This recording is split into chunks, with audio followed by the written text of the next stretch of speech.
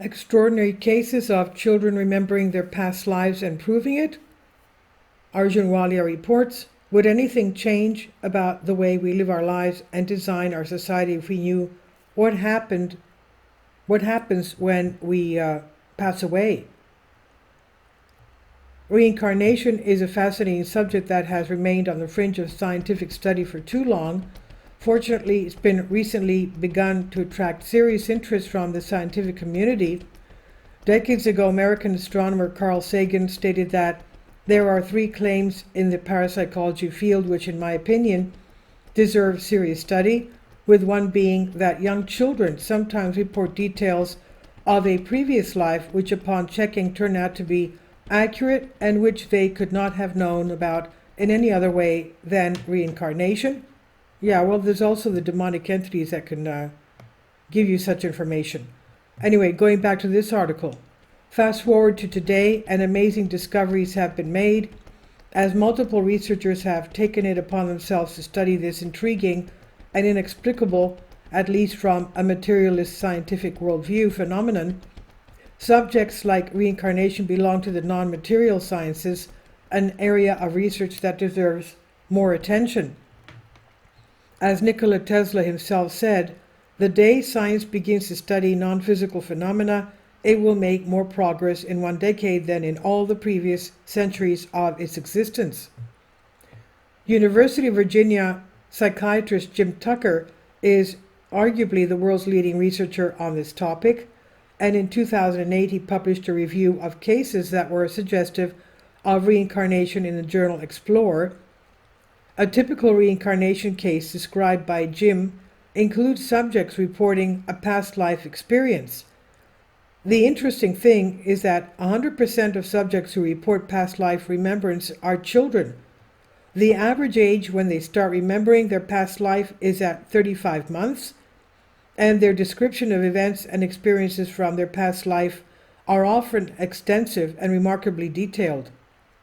Tucker has pointed out that these children show very strong emotional involvement when they speak about their experiences. Some actually cry and beg their parents to be taken to what they say is their previous family. According to Tucker, the subjects usually stop making their past life statements by the age of 6 to 7, and most seem to lose the purported memories. This is the age when children start school and begin having more experiences in the current life, as well as when they tend to lose their early childhood memories. Anonymous. Eli Lash, a prominent physician in Israel who served as a senior consultant in the coordination of health services in the Gaza Strip. He passed away in 2009, but before he did, he was investigating a supposed reincarnation case in which a 3-year-old boy claimed to have remembered a past life. In this life, he remembered being struck by a big blow to the head with an axe and having a long red birthmark on his head. The present-day boy, whose name remained confidential throughout the entire study, also had a birthmark in the exact same spot, which is interesting because multiple studies like the one published in Explore point out how shared birthmarks are common to children who remember their past lives. Can you imagine that? The boy's father and a number of other relatives in the village decided to visit neighboring communities to see if his past life identity could be established, and Dr. Lash was invited to join. On this journey, they visited multiple villages until the boy remembered the right one. He remembered his own first and last name, as well as the first and last name of his murderer. Can you imagine? According to the Institute for the Integration of Science, Institute and Spirit, a member of this community who had heard the boy's story said that he had known the man, that the boy said that he was in the past lifetime. This man had disappeared 4 years earlier and was never found. It was assumed that this person must have come to some misfortune, as it was known that individuals were killed or taken prisoner in the border areas between Israel and Syria for being suspected of being spies. The group went through a village, and at one point the boy pointed out in his past life house. Curious bystanders gathered around, and suddenly the boy walked up to a man and called him by name. The man acknowledged that the boy correctly named him, and the boy then said, I used to be your neighbor. We had a fight and you killed me with an axe. Dr. Lash then observed that this man's face suddenly became white as a sheet. The 3-year-old then stated, I even know where he buried my body. I guess it's also the fact that he didn't even have a proper burial. Now the boy then led the group, which included the accused murderer, into fields that were located nearby. The boy stopped in front of the pile of stones and reported, he buried my body under these stones and the axe over there. Other examples from Tucker's research can be found below. Sam Taylor is one child Tucker studied and wrote about, born 18 months after his parental grandfather died. He first began recalling details of his past life when he was just over a year old. When he was 1.5 years old, he looked up at his father was changing his diaper and said, when I was your age, I used to change your diapers. Can you imagine? He began talking more about being his grandfather. He eventually told details of his grandfather's life that his parents felt certain he could not have learned through normal means, which as the fact that his grandfather's sisters had been murdered and that his grandmother had used a food processor to make milkshakes for his grandfather every day at the end of his life. Pretty remarkable, isn't it? Ryan, a boy from the Midwest. Ryan's story began when he was 4 years old, when he was experiencing frequent horrible nightmares. Once he turned 5, he made an announcement to his mother. He told her, I used to be somebody else. He would often talk about going home to Hollywood and would beg his mother to take him there. He told her detailed stories about meeting stars like Rita Hayworth, dancing in Broadway productions, and working for an agency where people would frequently change their names. He even remembered that the name of the street he used to live on had the word rock in it. Ryan's mother, Cindy, said that his stories were so detailed, that they were so extensive, that it just was not like a child could ever have made it up. Cindy decided to check out some books about Hollywood from her local library, thinking that maybe something inside would catch her son's attention, and it did. Cindy said that once she found the below picture one of a man of Ryan claims to have been in his past life, everything changed. They decided to seek Tucker's help, who took on the case and started his research. After only approximately 2 weeks, a Hollywood film archivist was able to confirm the identity of the man in the photo. The picture was from a film titled Night After Night, and the man was Marty Martin, who had been a movie extra and then later became a powerful Hollywood agent before passing away in 1964. Martin had, in fact, danced on Broadway, worked at an agency where stage names were often created for new clients, traveled overseas to Paris,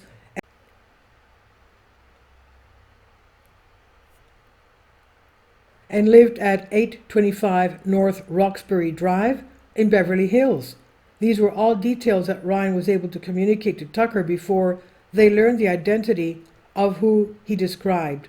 For example, Ryan knew that the address had rocks in it, and it did, North Roxbury Drive. Ryan was also able to recall how many children Martin had and how many times he was married. More remarkable still is the fact that Ryan knew Martin had 2 sisters, but Martin's own daughter did not. Ryan also remembers an African-American maid. Marty and his wife employed several. These are just a few of 55 incredible facts that Ryan can remember from his previous life as Marty Martin. Though as he ages, his memories become increasingly dim. Now, Chanai Chumaliwong. Chanai is a boy from Thailand who, when he was 3 years old, began saying that he had been a teacher named Bua Kai who had been shot and killed as he rode his bike to school. He pleaded and begged to be taken to Bua Kai's parents, who he felt were his own parents. He knew the village where they lived and eventually convinced his grandmother to take him there. And according to the research, his grandmother reported that after they got off the bus, Chennai led her to a house where an older couple lived. Chennai appeared to recognize the couple, who were the parents of Buakai Lao Nak, a teacher who had been shot and killed on the way to school 5 years before Chennai was born.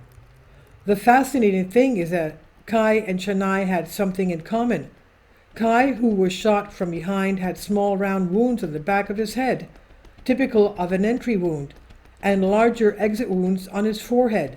Chennai was born with two birthmarks, a small round birthmark on the back of his head, and a larger, irregularly shaped one towards the front. Can you imagine? The case of PM. PM was a boy whose half-brother had died from neuroblastoma 12 years before his birth. The half-brother was diagnosed after he began limping and then suffered a pathological fracture on his left tibia. He underwent a biopsy of a nodule on his scalp and above his right ear and received chemotherapy through a central line in his right external jugular vein. At the time of his death, he was 2 years old and blind in his left eye. PM was born with 3 birthmarks that matched the lesions on his half-brother, as well as with a swelling 1 centimeter in diameter above his right ear and a dark slanting mark on the lower right anterior surface of his neck. He also had what's known as a corneal leucoma, which caused him to be visually blind in his left eye. As soon as PM started to walk, he did so with a limp, sparing his left side, and at about the age of 4.5 years, he spoke with his mother about wanting to return to the family's previous home, describing it with great accuracy. He also spoke of his brother's scalp surgery, even though he had never been told of it before. Kendra Carter. When Kendra began swimming lessons at the age of 4, she immediately developed an emotional attachment to her coach. Shortly after she started her lessons, she began saying that the coach's baby had died and that the coach had been sick and pushed her baby out. And Kendra's mother was always at her lessons, but when she asked Kendra how she knew these things, her reply was, "I'm the baby that was in her tummy." Kendra went on to describe an abortion, and her mother later found out that the coach had indeed had an abortion 9 years before Kendra was ever born. Kendra became happy and bubbly when she was with the coach, but quite quiet otherwise, and her mother let her spend more and more time with the coach until she was staying with her 3 nights a week. Can you imagine? Eventually, the coach had a falling out with Kendra's mother and cut off contact with the family. Kendra then went into a depression and did not speak for 4.5 months. The coach reestablished more limited contact at that point, and Kendra slowly began to talk again and participate in activities. James Leninger.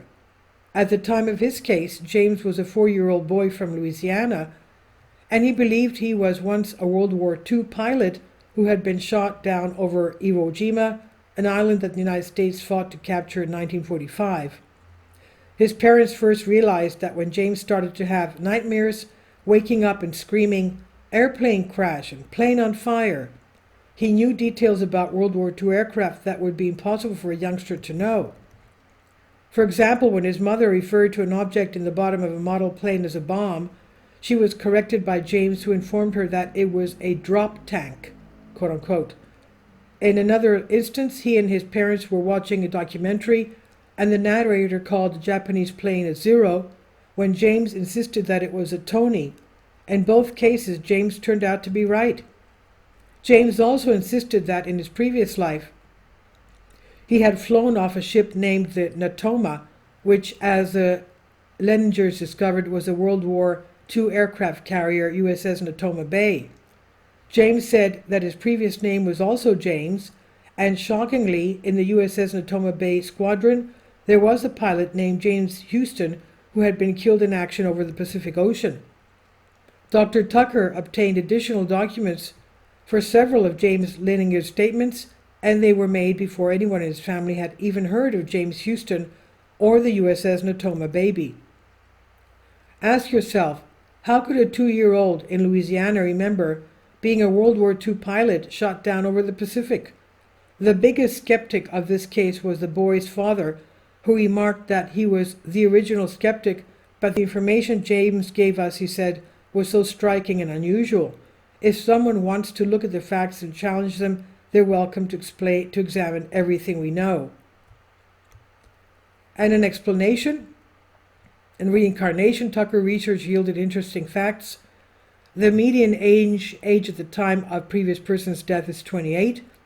60% of children who claim past lives memories are male. Roughly 70% of the children claim they died a violent or unnatural death. In those cases, just over 70% of the deceased individual were male, the same ratio as in the general population. 90% of the children say they were the same sex in a previous life as they are now. And the median time between claimed death and birth is 16 months. 20% of children claim memories of the time between death and rebirth. My take on reincarnation, he says, I personally wholeheartedly believe that reincarnation is real, but I don't think it's the only option for what takes place after death. I believe some souls can reincarnate, as we've seen above, into another life. I also believe some can reincarnate into other planets as beings we would consider to be alien. Furthermore, the writer says, I believe reincarnation is just one option for the soul. Perhaps they have the option to travel to other dimensions and experience a life there, or to completely forego reincarnation and experience life in the non-physical realm, free from a physical body. Perhaps the soul must continue to reincarnate until certain lessons are learned to move to another level. I also believe there's a common place where all souls come from, so perhaps some of us go there. I believe, as Plato did, that when the soul enters into a physical body, it forgets where it came from and has no recollection of that previous experience. I don't believe this material world is the only one in existence.